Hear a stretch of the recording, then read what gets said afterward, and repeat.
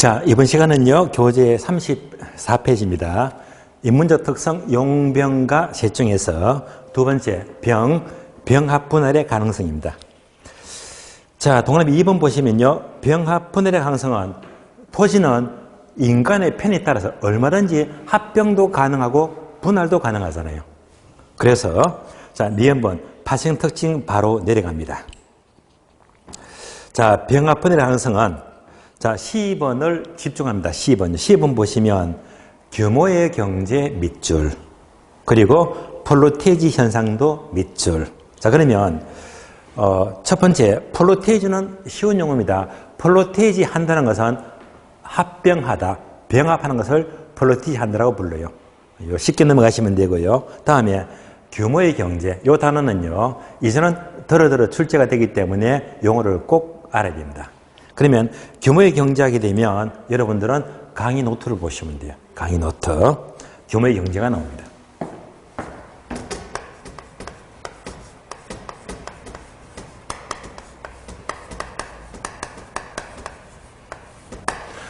규모의 경제는요, 이렇게 비교합니다. 규모의 경제와 규모의 불경제.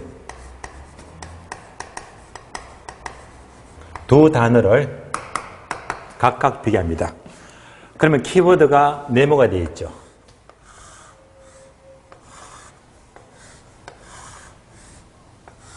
자, 이 단어를 꼭 기억해야 됩니다. 그러면 예를 들면 작은 땅이 있어요. 이 작은 땅을 자, 전부 다 합쳐서 이렇게 큰 땅으로 합병을 해요. 그래서 아주 큰 공장을 짓습니다. 자, 작은 땅을 합병해서 공장을 지었다. 그러면 어떻게 되죠? 대량 생산이 가능하죠. 대량 생산. 따라서 작은 땅을 합병을 통해서 크게 공장을 만들어서 대량 생산하게 되면 물건을 많이 만들게 되면 평균 단가는 올라갑니까? 떨어집니까? 떨어지겠죠. 따라서 대량 생산하는 만큼 평균 단가는 떨어진다. 즉, 평균 비용이 감소가 된대. 따라서 합병을 통해서 대규모화를 통해서 결국 많이 만들수록 평균 비용이 절감되는 국면까지가 규모의 경제가 되는 거예요. 정반대로 너무 많이 만드니까 오히려 평균 단가는 크게 증가되더라. 이는 바람직하지가 않습니다. 자, 간단한 예를 든다면요. 저희 공인모가 전국에 수험생들이 되게 많습니다. 그러면 우선 책을 찍어내잖아요. 만약에 책을 한 권만 찍게 되면 비용이 얼마 들어갈까요? 수천만 원 들어갑니다. 강사진들 원고 써야 되겠죠. 게다가 편집 다 하고 이때 한 권만 찍게 되면 비용이 어마어마합니다. 그래서 한 권에서 100권을 찍고 다음에 1000권을 찍고 2000권을 찍고 많이 찍을수록 단가는 떨어지잖아요. 그래서 예를 들어서 5000권을 찍었다. 아마 5000권은요 충분히 팔릴 거예요. 5000권은. 그러면 이렇게 많이 찍으면 찍을수록 5000권 찍으니까 책을 찍는 단가는 확 떨어집니다. 얘가 뭐죠? 규모의 경제. 아주 바람직합니다. 바람직이에요. 여기까지가 바람직하다. 예. 규모의 경제가 되고요. 그런데 공인모 저희 원장님이 욕심을 내요. 이참에 책을 대박 내야지. 5천권 안 찍고요. 10만 권을 찍었대. 10만 권을 찍었다. 다 팔 수 있을까요? 택도 없습니다. 못 팔아요. 예. 그래서 얘는 팔 수가 있지만은요. 왜? 여기까지는 비용이 절감되지만 10만 원 찍게 되면 이걸 팔 수가 없어요. 이때부터는 창고에 재고가 쌓이죠. 또 이제 이때부터 광고 비용, 보관 비용, 물류 비용, 온갖 비용이 엄청나게 올라갑니다. 책은 못 팔고요. 그러면 결국 재고가 너무 많이 쌓여서 문 닫아야 됩니다. 얘가 뭡니까? 바로 규모의 불경제. 그러니까 대량 생산하게 되면 어느 정도까지는 아주 비용이 절감되기 때문에 바람직합니다. 얘가 바로 규모의 경제. 지나치게 많아져 버리면 오히려 보관비용, 물류비용, 광고비용, 비용이 더 늘어납니다. 이때부터는 오히려 아주 나쁜 경우입니다. 규모의 불경제. 여러분들은 얘만 하시면 돼요. 규모의 경제가 바람직하다. 그러면 앞으로 여러분들이 모의고사나 시험 보시다가 규모의 경제만 나왔다면 뭘 떠올려? 대량 생산, 비용 절감. 어떤 비용? 평균 비용. 그래서 함정을 조심하세요. 항상 까다로운 모의고사는요. 평균 비용 대신에 뭘 집어넣더라? 한계 비용. 한계 비용 넣게 되면 X. 틀린 말입니다. 평균 비용입니다. 여기까지가 규모의 경제가 되겠습니다. 자, 병합 분할이 나왔으니까 우리 교재는요. 12번까지 세 줄만 있잖아요. 그러니까 이걸로 조금 부족하니까 하나만 더 보충합니다. 보충을 어떻게 하느냐. 여러분이 기본서 밑에 동그라미 12번 밑에다가 하나만 적어서요. D번. 자, D번을 추가로 적고 공부를 하시는 게 좋겠습니다. 그러면 여기다가 기회 원칙을 적어주고요.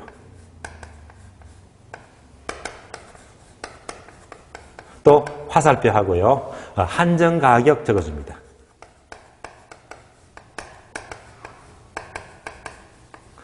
따라서 병합 분할을 통해서 기회 원칙이 필요하게 되고요. 나아가서는 한정 가격 개념을 제시합니다. 여기까지가 모두가 병합 분할 때문인데 얘는요 좀 어려워요. 왜냐하면 기회 원칙이나 한정 가격은 어디서 공부한다? 맨 마지막에 감정평가에서 공부할 내용인데 사실은 굉장히 까다롭고 어려운 용어입니다. 그런데 설명을 잘 따라오시면 생각보다 쉽게 이해할 수가 있어요.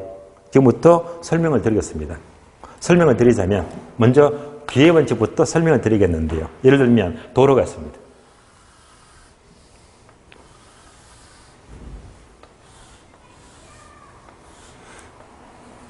A라는 땅이 있고 B라는 땅이 있어요. 그러면 B라는 땅은 답답하죠. 왜? 꽉 막힌 땅이잖아요. 소위 말하면 맹지가 되고, 맹지. 그러니까 이 땅은 둘 다 모양새가 별로 안 좋아요. 그러면 이 땅을 가장 효율적으로 이용하려면 어떻게 하죠? 합병하자, 합병하자. 합병하면요, A하고 B를 합병하게 되면 이 땅이 얼마나 좋아요. 기가 막힌 땅이잖아요. 합병을 했어요.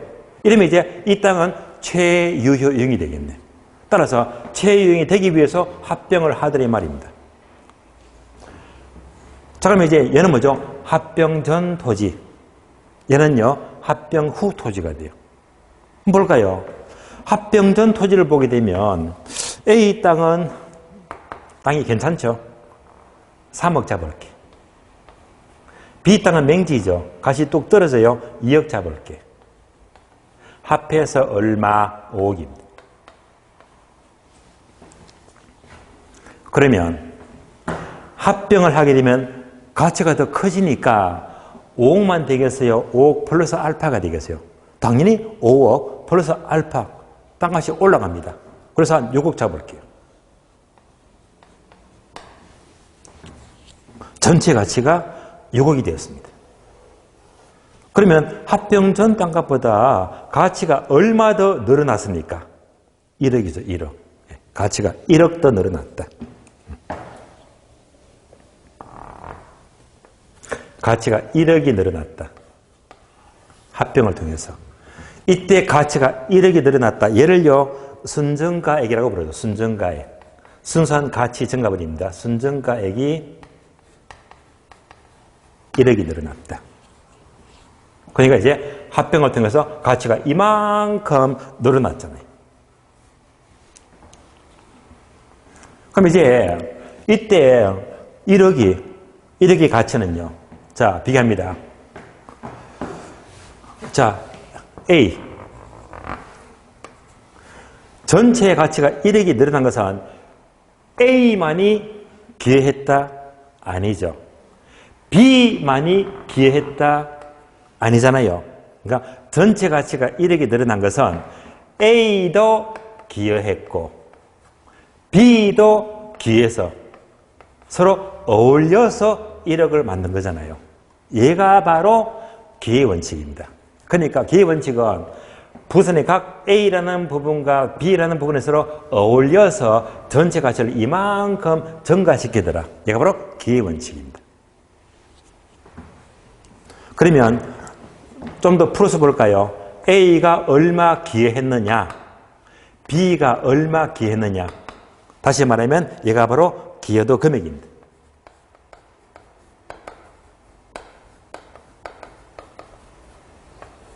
얘가 정확히 말하면 기회 원칙인데요. 그러면 다시 전체가 합병전 토지가 5억인데요. 5억 중에서 3억은 프로테지가 몇 프로? 5분의 3이죠. 그러면 60%입니다. 60%. 가격 비율이죠. 그러면 B가 2억이죠. 그러면 5분의 2가 되겠네. 그러면 몇 프로가 된다? 나머지 40%입니다. 이렇게 가격 비율을 따져보니까 A가 60%, B가 40%입니다. 그래서 A가 몇 프로? 60%. B가 나머지 40%입니다.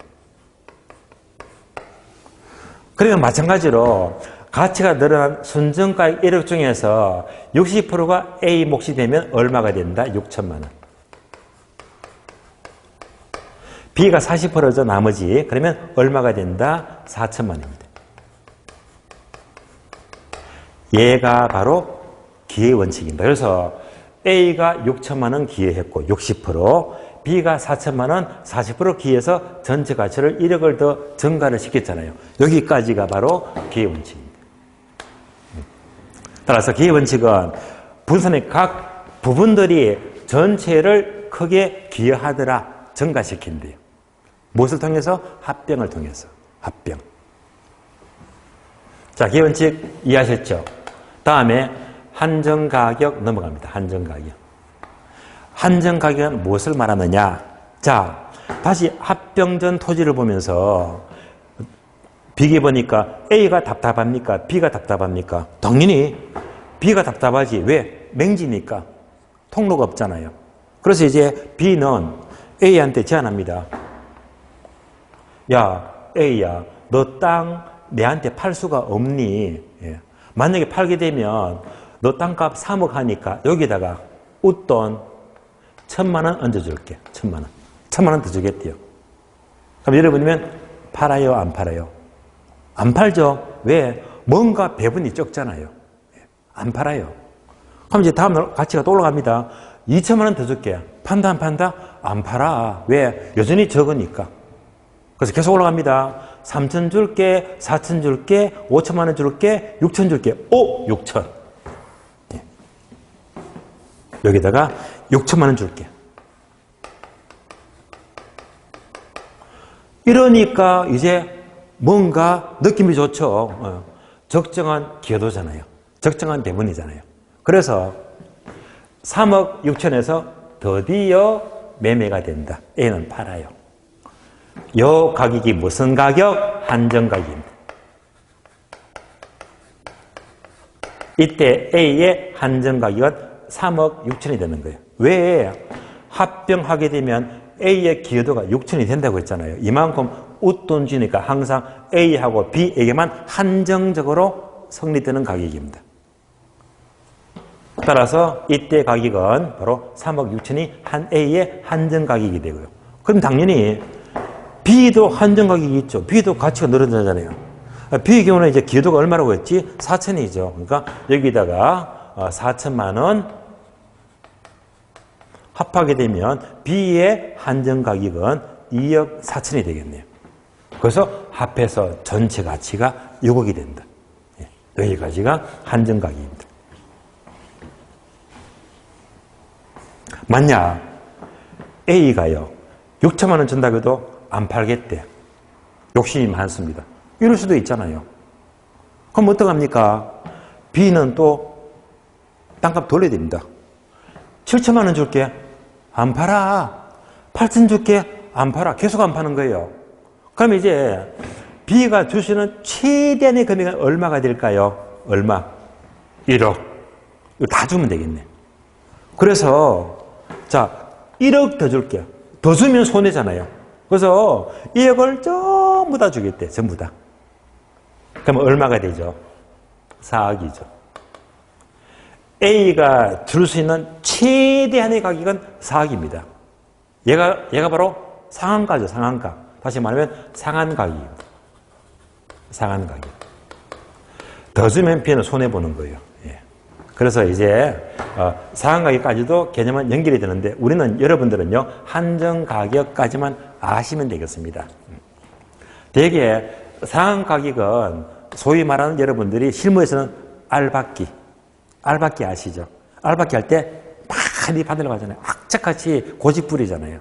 그래서 알박기 하게 되면 주로 이제 한정가격 또는 상한가격인데 이런 사례가 있습니다. 사례가요. 예를 들면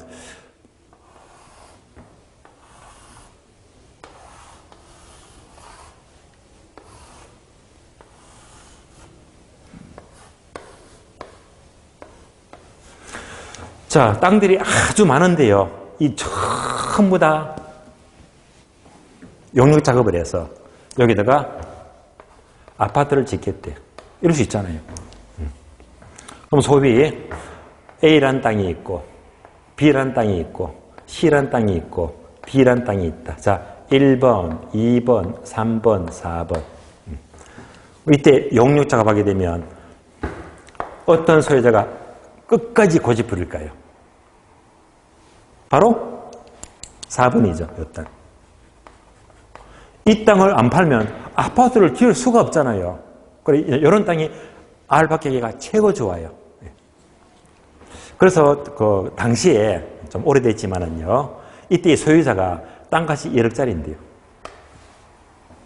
1억 하는데 끝까지 고려버립니다. 1억 5천 줄게 안 팔아. 2억 줄게 안 팔아. 계속 올라갑니다. 올라가다가 이게 얼마까지 올라갔다. 이 소유자가요. 얼마 달래? 세상에 무려 80억을 달래요. 야, 1억짜리 땅을요 80억 달래요. 말이 됩니까? 택도 없어요. 너무 심하잖아요. 그래서 결국 이 땅은 결국 소송 들어왔습니다. 그래서 소송에서 법원 판결이 또 기가 막힙니다. 알박기를 했는데요. 법원 판결은요, 이 땅을 1억짜리를 얼마까지 줘라 판결이 났거든요. 판결이 얼마가면요,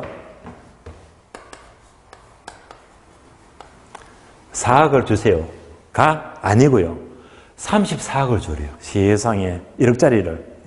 이런 판결이 있었습니다. 알박기 최종 마지막 판결인데요. 세상에 1억짜리를 34억을 줘래. 이러니까 이제 너무 비싼 값을 요구하기 때문에 사업 시행이 안 되잖아요. 이 사건을 계기로 해서 이제 법률이 바뀌어버립니다. 바뀌어버려요. 그래서 이제 대개 이런 사업하게 되면 적어도 80% 동의를 받게 되면 사업을 할 수 있거든요. 근데 만약에 소유자가 반대해서 결국 반대를 하게 되면 최소한 95%까지 매수사업을 마치면 되거든요. 나머지 5%는요. 5%는 이런 사람이 있다면 이때는요, 그냥 공탁 걸고 수용해버립니다. 수용당합니다. 그래서 이제 알박기가 나왔다면요, 이렇게 지나치게 많은 가격을 받기가 어려워요. 그래서 만약에 혹시나 여러분이라도 알박기를 한다면 어디까지? 얘가 데드라인입니다. 여기까지 될 때까지는 눈치 보고요, 최대한 올릴 수가 있어. 그런데 95% 딱 넘어가는 순간 그때부터는 사업을 진행하고 공탁 걸고 이때는 법대로 받는 거기 때문에 이때는 많이 받을 수가 없어. 그래서 여러분이 눈치를 치열하게 93, 94, 95 요 선까지는 최대한 업 할 수 있거든요. 이런 정도의 알박기는 가능합니다. 그러나 이를 초과해버리면요, 이제 법대로 가버리면 이때는요, 별로 못 받아. 눈치가 빨라야 됩니다. 그래서 여기까지는 적당히 알박기로 받을 수 있는 거거든요. 그러니까 이런 것들이 모두가 한정가격, 상한가격, 주로 합병과 관계된 사례들이었습니다. 자, 이어서 교재 보시면요, 다음 페이지 3번 위치의 가변성입니다. 항상 위치에 가변성하게 되면 인간이 이용하니까 위치가 달라집니다. 예를 들면 GTX 역을 개발하게 되면 주변의 위치가 얼마나 달라집니까? 신도시 개발하게 되면 위치가 얼마나 달라집니까? 이거 바로 인간이 개발하니까 위치의 가변성입니다. 자, 그래서 위치의 가변성하게 되면 예를 들면 뭐 세종시를 개발한다, 뭐 상계 신도시를 개발한다, GTX를 개발한다 하게 되면 그 주변이 상당히 분위기가 달라지는 것이 위치의 가변성인데요. 크게 세 가지죠. 기업번, 사회적 위치, 니은번, 경제적 위치, 3번, 행정적 위치 해서 항목들이 많습니다. 이런 것들은요, 아주 과거는 출제가 되었는데 최근에는 거의 묻지를 않더라고요. 그러면 다만 항목이 많은데 일일이 볼 것 없이 자, 대표적으로 기업번, 사회적 위치의 가변성은요, 대표적인 이유가 화살표 인구 적어주고. 세종시가 개발되니까, GTX 역이 개발되니까 인구가 늘어나잖아요. 대표적인 예가 바로 인구입니다. 그래서 사회적 위치하면 인구를 떠올리시고, 다음에 니은번요, 경제적 위치하게 되면요, 화살표. 수익 적어주고.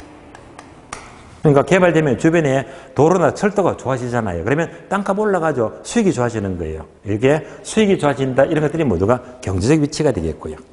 다음에 D급번 행정적 위치에다가 화살표 정책 적어주고 정책. 그러니까 신도시 개발이다 또는 GTX 개발이다. 이게 정치적으로 자 이렇게 바뀌어지는 것은 행정적 위치의 가변성이 되는 것입니다. 자, 이상으로 용병과 인문적 특성까지를 보았고 이상으로 부동산 특성은 마치겠습니다. 마치겠고요. 그러면 다음 페이지 보시면 36페이지죠. 제 2절 보시면 부동산의 속성 또는 본질이죠. 속성 파트가 또 설명이 쭉 나오는데요. 이 파트는요. 1월, 2월로 가져가면 패스합니다. 왜 패스할까요? 별로 중요한 게 아니니까. 그러면 부동산 속성 본질은요. 제가 3월달, 4월달 수업에서 고급 이론이죠. 거기서 딱 한 번만 설명할 겁니다. 왜? 안 중요하니까. 자, 왜 그런지는 여러분들이 기출표를 보시면 돼요. 기출표. 자, 기출표를 보시면 기출표예요. 표를 보시면 특성은 설명 끝났고 4번 목차 보시면 부동산 속성 본질이 나오잖아요. 그럼 출제 빈도 볼까요? 얘가 전부 다 보시면 15회 이전이야. 한마디로 말하면 구닥다리 문제입니다.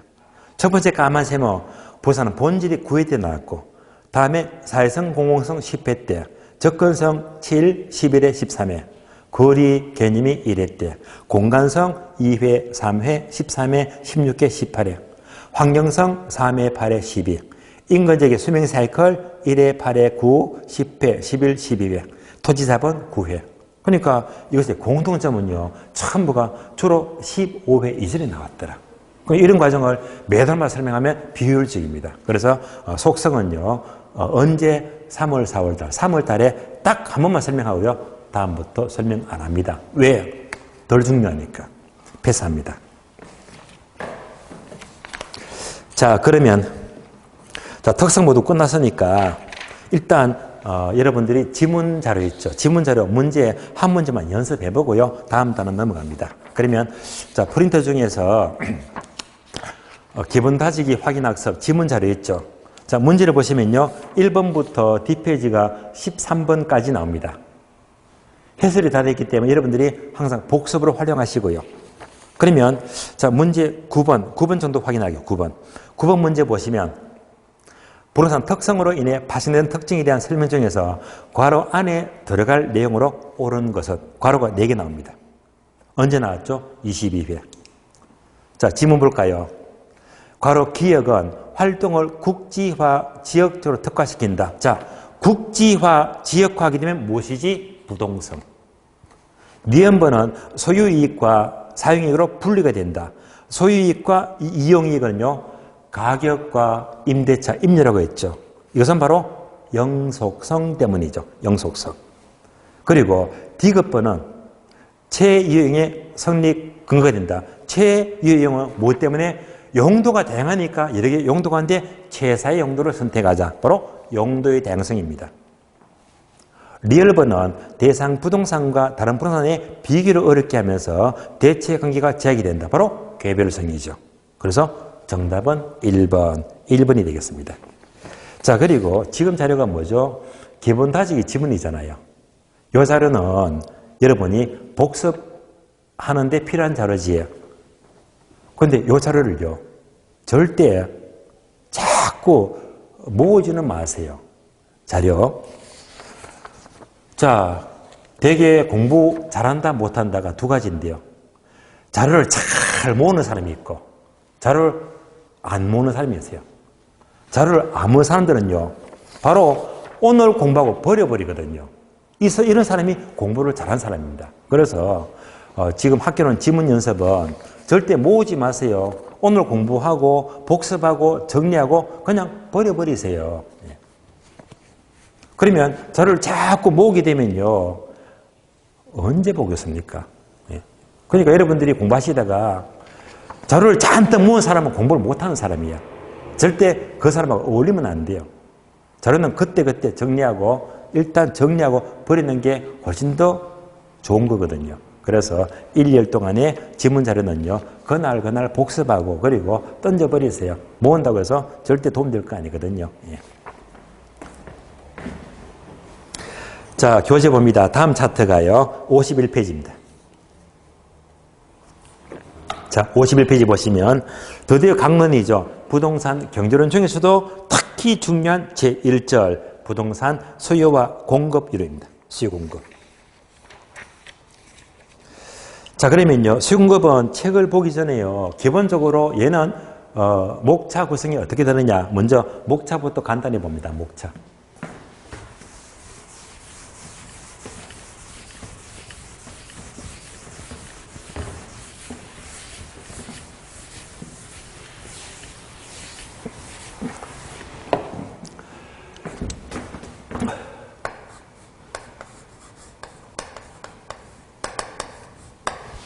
목차는요, 크게 네 가지 흐름으로 이루어지는데, 첫 번째는 수요와 공급의 의의를 꼭 알아야 됩니다. 자, 의의에서는 가장 중요한 것은요, 유량과 저량이 중요합니다.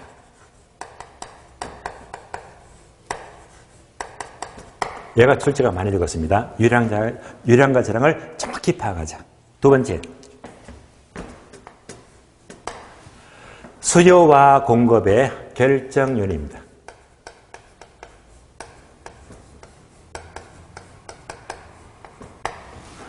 결정 요인하게 되면 특히 여기서는 수요량의 변화예요.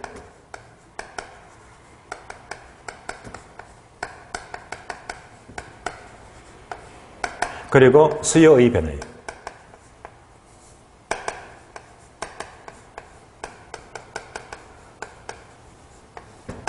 얘가 특히 중요합니다. 공급을 넣어볼까요? 그러면 공급량의 변화죠.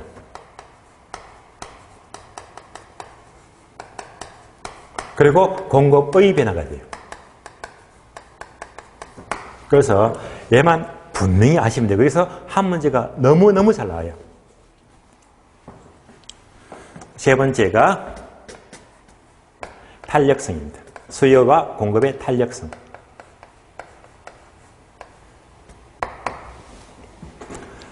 사실 탄력성이 가장 중요합니다. 중요한데요, 탄력성 하게 되면 어떤 것들이 시험에 잘 나오느냐. 첫 번째는 탄력성의 개념.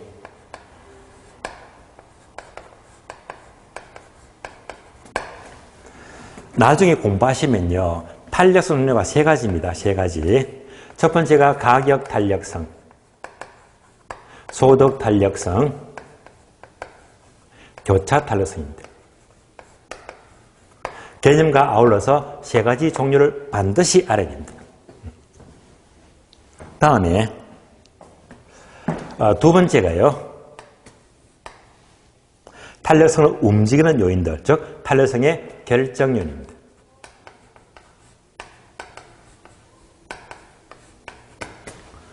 세 번째가 탄력성과 기업의 총 수입의 관계예요.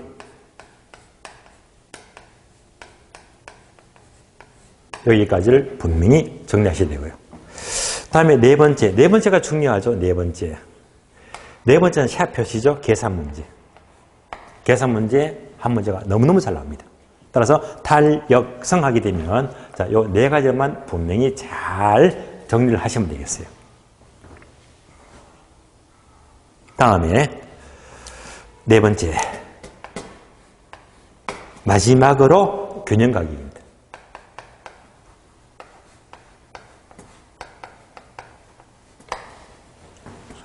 자, 균형 가격은 흐름이 두 가지인데요. 첫 번째가 계산 문제. 항상 A급이 되고요. 두 번째는요, 그래프를 그리자. 두 가지 흐름입니다. 그래서 수요와 공급하게 되면 이상 목차 네 가지만 충분히 정리를 잘 하시면 되겠습니다. 그러면 결론적으로 여러분이 공부하게 되면요, 2장, 3장, 4장 이 세 가지를 필히 집중하세요. 한 문제, 한두 문제, 한두 문제 해서 보통 여기서는요, 주로 4문제에서 5문제가 나와요. 반드시 계산 문제도 꼭 나옵니다. 핵심 단어입니다. 참고로 작년 시험 있죠. 33회 시험은 4문제가 나온 4문제. 4문제가 어떻게 나왔느냐. 얘가 나왔죠.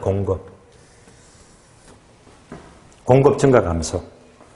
다음에 탄력성 계산 문제가 한 문제 나왔고요. 다음에 균형 가격 계산 문제가 한 문제 나왔고, 다음에 그래프 그리는 문제가 이렇게 한 문제 나왔거든요. 그래서 작년 시험은요, 이렇게 4문제가 출제가 되었습니다. 그러니까 올해 시험도 마찬가지로 2장, 3장, 4장은요, 각각 모두가 굉장히 중요합니다. 중요하니까 확실한 정리가 돼야 되겠습니다. 그럼 이제 여러분들이 강의 노트를 보시면요, 강의 노트를 보시면 이제 부동산 수요 공급 정리가 되어 있죠.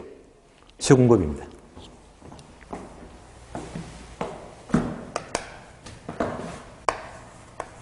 부동산 수요 공급입니다.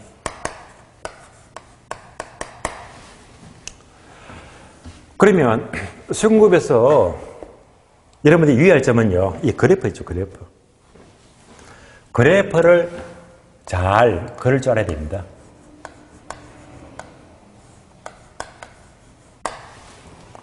그래프를 숫자로 표현하면 계산 문제가 되고요. 그럼 그래프 그리는 게 왜 필요한가? 그래프를 그릴 줄 알아야지 얘가 여러분들이 부동산 정책을 공부해요.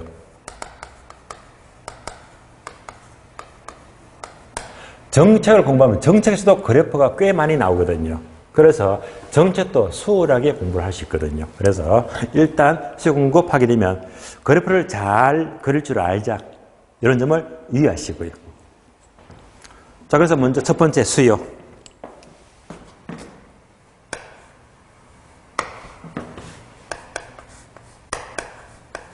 영어로 demand가 되고요.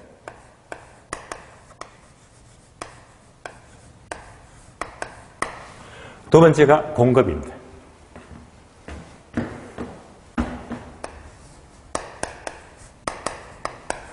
공급은 영어로 supply가 되고요.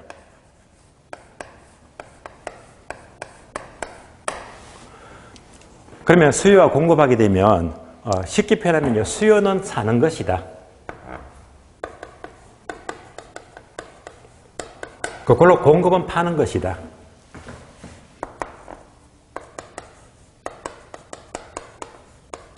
그래서 사고 판다. 이게 바로 수요와 공급입니다. 이 수요 공급 사고 파는 것은 여러분들이 일상생활에서 늘 사고 팔고 하잖아요. 여러분들이 수요 공급은 일상에서 늘 적용을 하고 있는 거거든요. 그러니까 어떻게 본다면 거기에 어려움은 아니다. 사는 법칙과 파는 법칙이니까요. 그럼 이제 하나씩 좀 보겠습니다. 그러면 강의 노트 보게 되면 바로 아랫부분에 약간의 설명이 있죠. 이렇게 나옵니다. 수요는 무조건 가격부터 초월합니다. 가격이 주어져요. 주어진 가격에서 얼마나 살까 수요량입니다.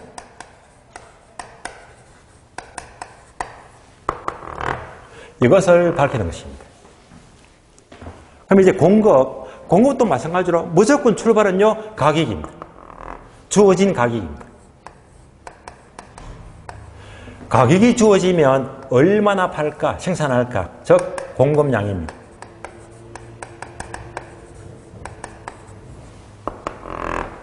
그래서 반드시 수요와 공급은 출발이 뭐지? 가격부터 주어집니다. 여러분들 당장 편의점에 가보시면 뭐부터 봅니까? 처음에 다 가격표가 있잖아요. 그 가격표를 보고 얼마나 살까를 결정하고 또 파는 공급자도 가격표로 붙여놓고 팔려고 하고 있잖아요. 항상 가격부터 출발합니다. 그러면 수요하게 되면 가격이 주어져요. 다시 말하면요, 주어진 가격이 너무 비싸면 적게 사지. 당연한 말이잖아요. 다음에 가격이 싸요. 가격이 싸면 많이 사겠지. 얘가 바로 수요 법칙입니다. 비싸면 적게 사고 싸면 많이 사고.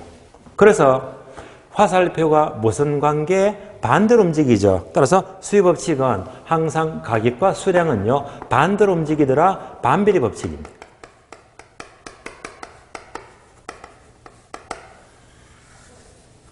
반비례 법칙이다. 예를 들면 이제 택시비도 올랐죠. 원래 또 콜라 값도 올랐죠. 그래서 코카콜라, 펩시콜라 전부 다 100원, 200원 올랐습니다. 그래서 예를 들어서 펩시콜라가 있대. 지금 편의점에 가니까 한 캔에 1,900원 하더라고요. 오른 가격이 1,900원이더라고요. 그러니까 이제 1,900원인데 만약 1,900원짜리 펩시콜라가 또 만약에 한 캔당 3,000원씩 오른다고 가정해봐요. 3,000원. 비싸죠. 많이 먹어, 적게 먹어? 비싸니까 적게 먹겠지. 이렇게 이제 가격이 더 비싸면 분명히 적게 먹을 것이다. 당연한 말이잖아요. 만약 펩시 한 캔당 이 가격 1,900원짜리가 한 캔에 500원 안 돼. 싸요, 가격이. 훨씬 더 많이 먹겠네. 이때는 많이 사 먹잖아요. 당연한 현실이잖아요. 그러니까 비싸면 적게 먹고 싸면 많이 먹고. 그래서 가격과 수량은 항상 반비례 법칙 반대로 움직입니다. 이것을 그래프로 그린다면 바로 우하향망이 됩니다. 그래프는 우하향이다. 자, 우하향하게 되면 그래프를 잠시 볼까요? 그래프를 봅니다.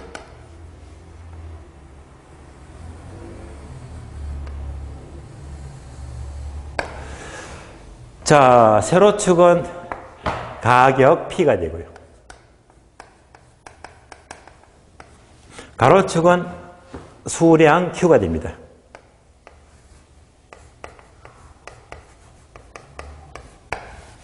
따라서 가격과 수량이 서로 반대로 움직이면 이때 그래프가 우하향이 된다고 했잖아요. 우하향. 그러면 우하향은요, 이런 형태가 우하향.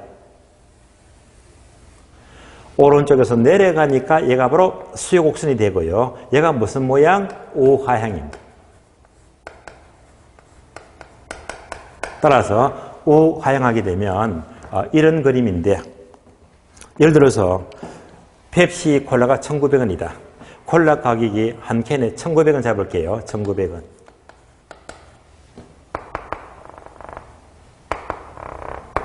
자, 1,900원 할 때, 자, 콜라를 되게 좋아합니다. 그러면 매일같이 한 캔씩 먹자. 한 달이면 몇 캔? 30캔이죠. 자, 이렇게 움직이잖아요. 근데 만약, 자, 펩시 한 캔에 1,900원 아니고 3,000원이 3,000원. 너무 비싸요. 3,000원이면 매일 먹을 수가 없잖아요. 그러면 이렇게 마시더라. 얼마? 15캔. 따라서 가격이 비싸면요, 콜라를 이만큼 적게 마십니다. 비싸니까 수요가 감소가 된다. 적게 마시는 거예요. 만약 한 캔에 1,900원이 아니고 싸다. 얼마? 한 캔에 500원이다. 많이 먹을 수가 있죠.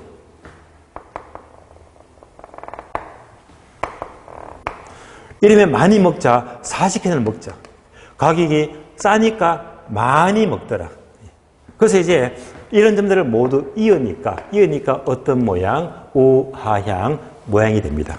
그래서 비싸면 적게 사고 싸면 많이 사고 이 점을 모두 이은 곡선이 바로 우하향 모양이 된다. 이렇게 보시면 돼요. 따라서 이제 항상 얘를요 염두에 두셔야 됩니다. 그래서 항상 수요만 나왔다면 비싸면 적게 산다. 가격과 수량은 무슨 법칙? 반비례 법칙. 그래프로 그리면 무슨 모양? 우하향 그래프가 된다는 전제를 항상 두고 있어야 됩니다.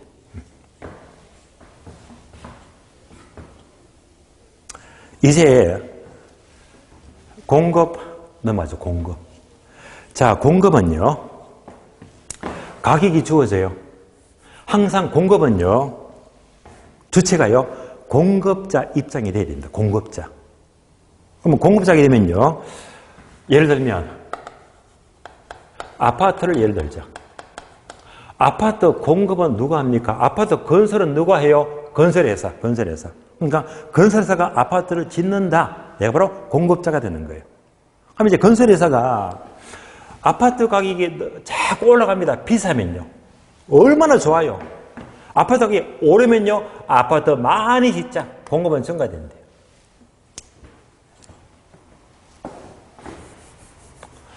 요즘 시장이 안 좋죠. 아파트 값이 자꾸 내려갑니다. 내려가요.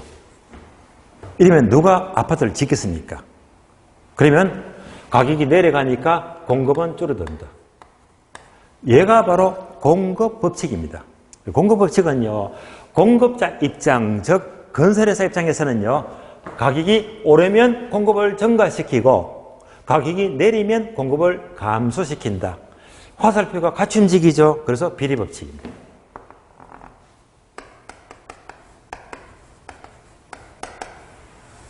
비례 법칙이다. 그래서 가격과 공급량은요, 항상 같이 움직입니다. 가격이 오르면 공급을 증가시키고 가격이 내리면요, 공급을 감소시키고. 이 비례 법칙을 그래프로 그린다면 우상향 모양이 됩니다.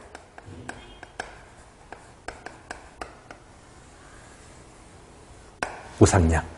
그럼 우상향 그래프를 또 그려볼까요?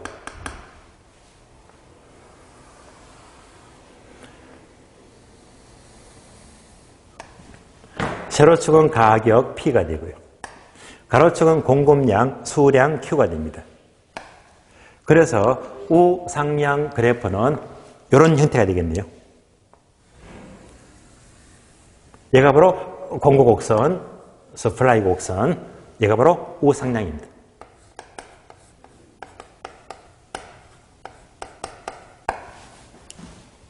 그러면 숫자를 볼까요? 어느 건설회사가 25평 아파트 분양가를 5억 잡을게. 자, 5억일 때 아파트를 이렇게 1000세대를 지으려고 해요. 5억일 때 1000세대를 짓자. 그런데 5억짜리 아파트가 올라갑니다. 얼마로? 10억으로. 대박이죠. 이러면 아파트 많이 지립니다. 이렇게 아파트 올라가게 되면 이만큼 짓자. 얼마? 1500세대. 따라서 가격이 오르면 공급을 증가시킨다. 그래서 이제 요 빨간 점이 되는 거예요. 5억짜리 아파트가 뚝 떨어집니다. 얼마로? 3억으로. 재미가 없잖아요. 당연히 공급을 줄입니다. 3억이니까 공급을 줄이자 얼마? 500세대만 짓자. 이럴 수도 있잖아요. 따라서 가격이 내려가면 공급도 줄어든다. 노란 점이 되겠네요.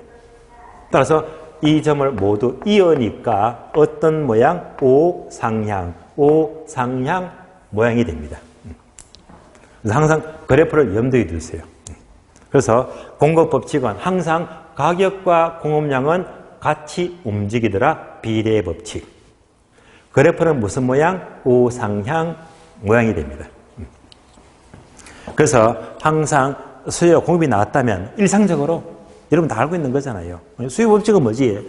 비싸면 적게 산다. 무슨 법칙? 반비례 법칙. 그래프는 무슨 모양? 우하향 모양이 되고요.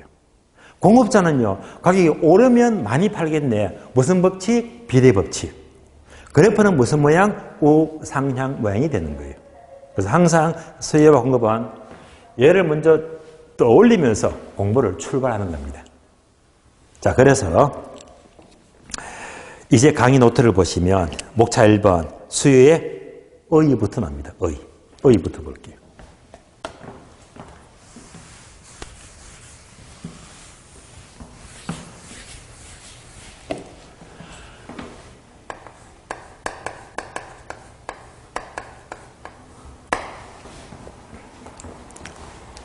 자, 의를 보시면 책을 먼저 볼까요? 책을 보시면 51페이지입니다. 자, 51페이지 걸어 1번 수요의 개념.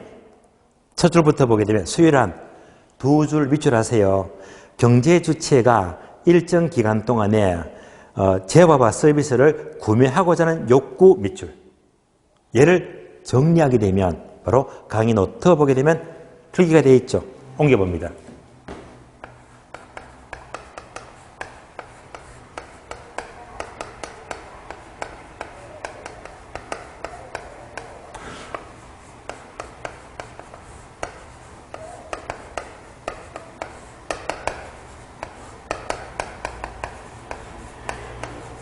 자, 이렇게 옮겼습니다. 수요란 일정 기간 동안에 상품을 구매하고자 하는 욕구를 말합니다. 자, 수요가 나왔으니까 항상 수요의 반대말이 파는 거 공급이잖아요. 그럼 이제 기왕이면 이어서 공급도 같이 보자.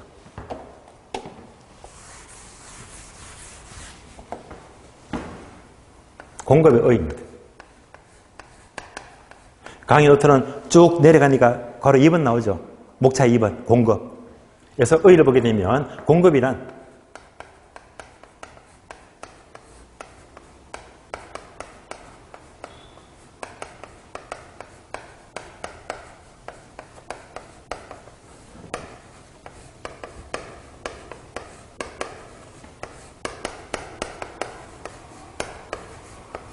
일정 기간 상품을 판매하고자 하는 욕구를 가리킵니다. 그러면 이렇게 비교하니까 문장은 똑같은데 단어가 딱 하나만 달라요. 요거. 구매하면 수요가 되고요. 판매하면 공급이다. 얼마나 쉬워요. 똑같은 문장인데 구매하면 수요가 되고 판매하면 공급이 되는 거예요. 사는 것은 수요가 되고 파는 것은 공급이다 라고 보시면 됩니다. 그러면서 강의 노트 보게 되면 핵심 단어, 키워드가 각각 네모가 3개 나옵니다. 그래서 얘가 네모가 되어 있죠.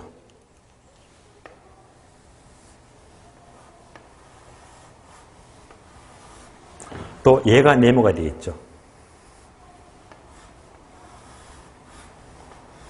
또 땡땡 네모 되어 있죠. 그래서 요 네모 3가지가 키워드 힘이 잘 나옵니다. 여러분들이 쓰면서 공부를 해야 된다. 쓰면서.